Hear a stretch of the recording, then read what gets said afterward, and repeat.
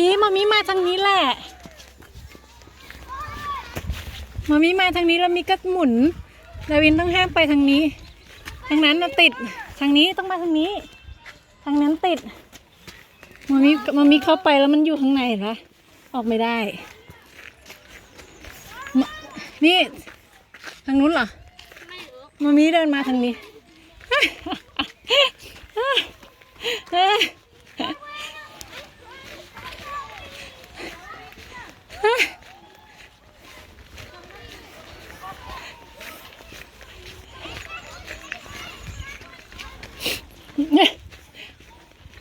ไปไหนอะลูก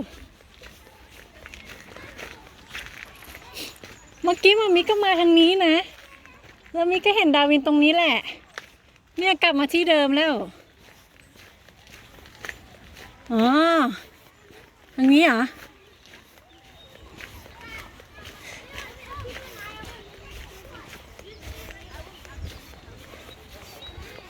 ไหนครับอยู่นี่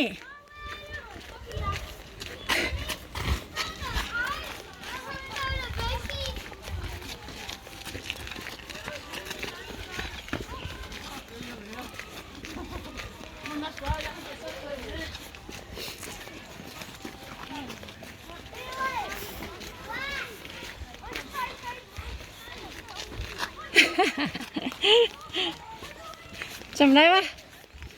โอ้นี่อะไรอ่ะ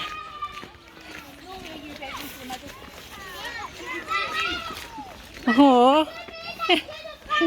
ยาวมากติดอย่างนั้นแหละสึกแล้วเราไปทางนู้นฮะเมื่อกี้เรามาทางนี้นี่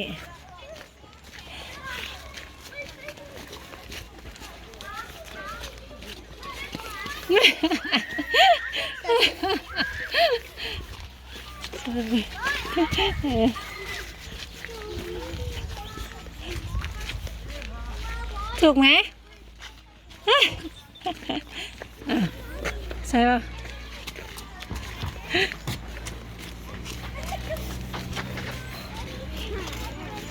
เจ๊ยัง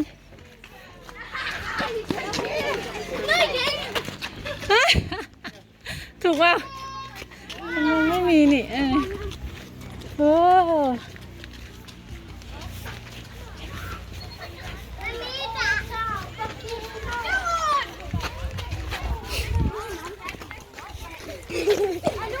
ทำไมไปเลย